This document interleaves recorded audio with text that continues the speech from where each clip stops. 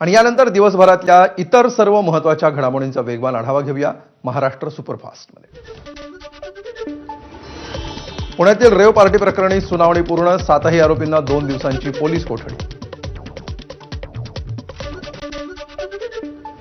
पुण्यात रेव पार्टीवर पोलिसांचा छापा, छाप्यामध्ये रोहिणी खडसेंचे पती आणि एकनाथ खडसेंचे जावई प्रांजल खेवलकर यांना अटक। पुण्यातल्या रेव पार्टी प्रकरणी प्रांजल खेवलकरांसह 7 जणांना अटक, आरोपींकडून कोकेन सदृश पदार्थ जप्त। पहाटे 3:20 सुमाराला स्टेबर्ड अजूल सूट या ठिकाणी गुन्हे शाखेची कारवाई। पुण्यातील रेव पार्टीमध्ये अंमली पदार्थ, दारू आणि हुक्काचं सुरू होतं सेवन, पार्टी करणाऱ्यांमध्ये 2 महिला आणि 5 पुरुषांचा समावेश। प्रांजल खेवलकर यांच्या हडपसरमधील घरी पोलिसांचा तपास, घरातून लॅपटॉप, पेनड्राईव्ह आणि हार्ड डिस्क जप्त। प्रांजल खेवलकरांच्या पार्टीमध्ये एक क्रिकेट बुकी देखील असल्याचं स्पष्ट, पहाटे 3 पासून खराडीतल्या फ्लॅटमध्ये रेव पार्टी। स्टेबर्ड हॉटेलच्या भाड्याने घेतलेल्या रूममध्ये सुरू होती पार्टी, प्रांजल खेवलकरांच्या नावानंच बुक केली होती रूम।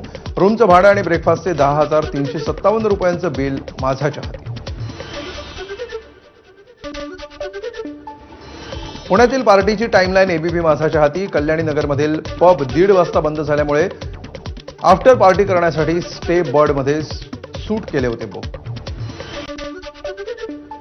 नाशिकमध्ये जीएसटी गुप्तचर विभागाच्या धाडीमध्ये सापडलं मोठं घबाड, एक रिव्हॉल्वर देखील जप्त, 2 पेट्या भरून रोकड सापडल्याची माहिती। महादेव मुंडे प्रकरणामध्ये आवाज उठवणाऱ्यांवर गुन्हे दाखल, तर आरोपी मात्र मोकाट, पोलिसांच्या कार्यपद्धतीवर ज्ञानेश्वरी मुंडेंची संतप्त प्रतिक्रिया। राजकीय द्वेषातून सरपंच कुटुंबाला संपवण्याचा भयंकर कट, यवतमाळच्या आर्णी तालुक्यातील अंजी नाईक गावची घटना, घराभोवती विजेच्या तारा बांधून वीज प्रवाह सोडले, विजेचा धक्का लागून एकाचा मृत्यू तर 1 जण जखमी। यवतमाळच्या आर्णी तालुक्यातील अंजी नाईक गावामध्ये सरपंच कुटुंब संपवण्याच्या कटाप्रकरणी 6 संशयित आरोपींवर गुन्हा दाखल, 2 ताब्यात, अंजी नाईकमध्ये संतापाची लाट। पॅन्थर सेनेचे अध्यक्ष दीपक केदार यांचा हजारो अनुयायांसह खामगाव पोलीस स्थानकामध्ये ठिय्या, दलित तरुणाला धर्म विचारत नग्न करून मारहाण करणाऱ्या आरोपींना अटक करून मोक्का लावण्याची मागणी। बुलढाण्याच्या खामगावमध्ये दलित तरुणाला मारहाण, आरोपींवर यूएपीए कायद्याअंतर्गत कारवाई करा, रिपब्लिकन पक्षाच्या खरात गटाचे राष्ट्रीय अध्यक्ष सचिन खरात यांची मागणी। उपमुख्यमंत्री एकनाथ शिंदेंच्या उपस्थितीमध्ये काँग्रेसच्या सलमा अलमेलकर आणि आयशा शेख यांचा प्रवेश, मालाड मालवणीच्या रस्त्याच्या विकासासाठी प्रवेश केल्याची अलमेलकरांची प्रतिक्रिया। परभणीमध्ये काँग्रेसचा मोठा धक्का, काँग्रेसचे ज्येष्ठ नेते सुरेश वरपुडकर भाजपमध्ये प्रवेश करणार, 29 जुलैला मुंबईमध्ये प्रदेशाध्यक्ष रवींद्र चव्हाण आणि मंत्री बावनकुळेंच्या उपस्थितीत होणार पक्षप्रवेश।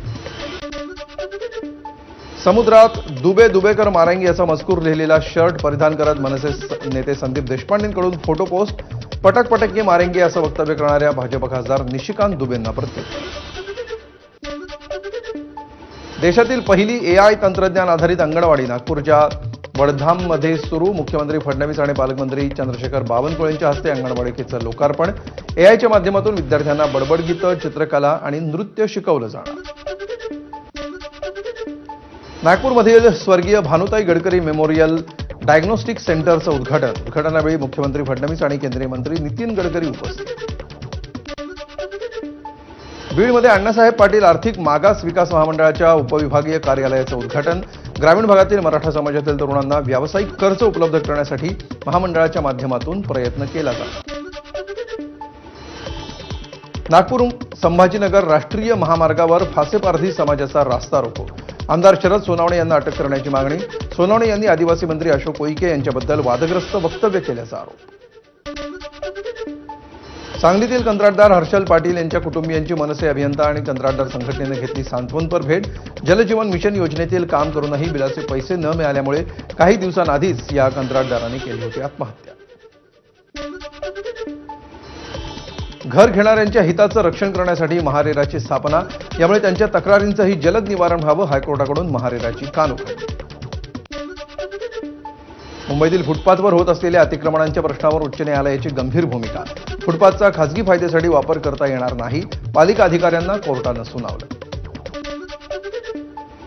परळ टीटी पुलाच्या दुरुस्तीला मुहूर्त सापडला, ऑक्टोबरमध्ये एक मार्गिका बंद ठेवून पुलाचं काँक्रिटीकरण केलं जाणार. गेटवे एलिफंटा, गेटवे JNPA, मोरा भाऊचा धक्का, करंजा रेवस या मार्गावरची सागरी प्रवासी वाहतूक बंद. खराब हवामानाचा परिणाम. या मार्गाने दररोज प्रवास करणारे त्रस्त. कोकणात जाणाऱ्या रेल्वेला कायमस्वरूपी आणखी 3 स्लीपर डबे जोडण्यात येणार. यामुळे कोकणवासियांना मोठा दिलासा. बीडमधील रस्त्यांच्या प्रश्नाकडे लक्ष वेधण्यासाठी मनसेची बॅनरबाजी. बीड नगर परिषदेचे मुख्याधिकारी आणि बांधकाम विभाग अधिकारी हरवलेत यांना शोधून देणाऱ्यांना बक्षीस, अशा आशयाचे बॅनर्स. लोणावळ्यातील एका स्थानिक तरुणीवर कारमध्ये अत्याचार, त्यानंतर तिला रस्त्याच्या कडेला टाकून दिलं. एका आरोपीला 12 तासामध्ये अटक केली असून इतर दोघांचा शोध सुरू. बीडमध्ये घराच्या अंगणातून अल्पवयीन मुलीचं अपहरण, अज्ञातस्थळी हातपाय बांधलेल्या अवस्थेमध्ये मुलगी आढळली. या प्रकरणी पोलीस ठाण्यामध्ये गुन्हा दाखल. 11 महिन्यामध्ये 2 वेळा घटना घडल्यामुळे कुटुंबियांमध्ये भीतीचं वातावरण. शनी शिंगणापूर देवस्थानातील 363 जुने कायम कर्मचारी 6वा वेतन आयोग अर्धवट आणि चुकीच्या पद्धतीने लागू झाल्यामुळे नाराज. या संदर्भातील त्रुटी दूर न केल्यास 4 ऑगस्टपासून आंदोलनाचा इशारा. सोलापूरमध्ये दहशत माजवणाऱ्या सालार टोळी विरोधात पोलिसांकडून मकोका अंतर्गत कारवाई. सर्व 6 आरोपी एकाच टोळीचे असल्याचं निष्पन्न. अन्न सुरक्षा योजनांचा फायदा मिळवून देण्यासाठी रेशन दुकानदारांना मागितले 3,000 रुपये. व्हिडिओ सोशल मीडियावर व्हायरल. सोलापूरच्या करमाळा तालुक्यातील पुगावमधली घटना. कल्याण पूर्वेतील तिसगावामध्ये बनावट कागदपत्रांनी जमीन हडपण्याचा प्रकार. 11 जणांविरोधात गुन्हा दाखल. पोलिसांवरच शेतकऱ्यांचा गंभीर आरोप. अभिनेते किशोर नमित कपूर यांच्या अभिनय संस्थेवर फसवणुकीचा गुन्हा दाखल. सुमारे 42.96 लाख रुपयांच्या आर्थिक फसवणुकीचा गुन्हा.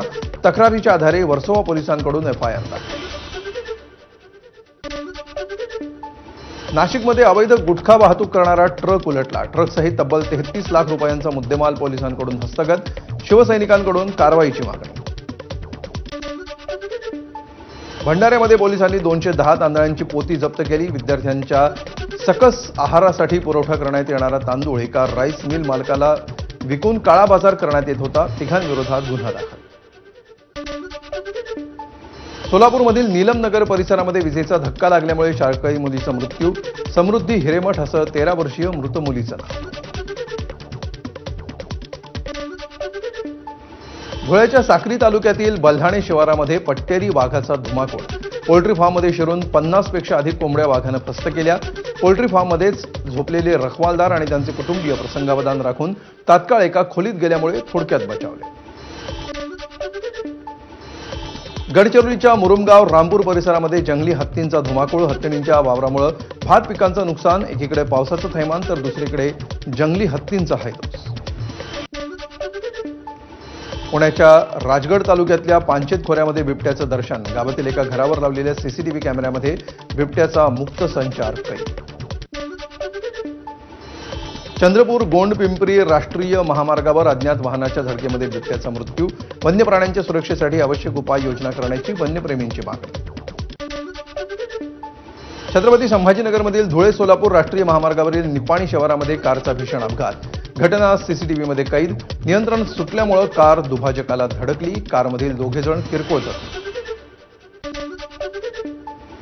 ट्रॅक्टर अंगावर उलटल्यामुळे चालकाचा मृत्यू. भात पिकांची लागवड करत असताना घडला अपघात. एटापल्ली तालुक्यातील वाघेझरीतली घटना.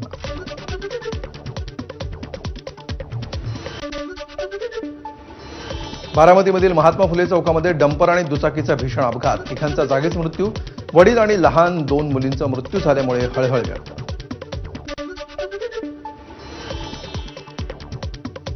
मालवणमध्ये सोनेरी कोल्ह्याचं दर्शन. फणसाचे गरे खाताना दिसला सोनेरी कोल्हा. निसर्ग भ्रमंतीसाठी गेलेल्या दर्शन वेंगुर्लेकरांनी टिपलं दृश्य.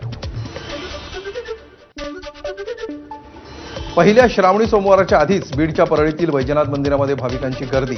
आज रात्री 12 वाजल्यापासून वैजनाथाचं दर्शन सुरू होणार. वैजनाथाचं थेट दर्शन घ्यायचं असल्यास भाविकांना 100 रुपयांचा पास घ्यावा लागणार.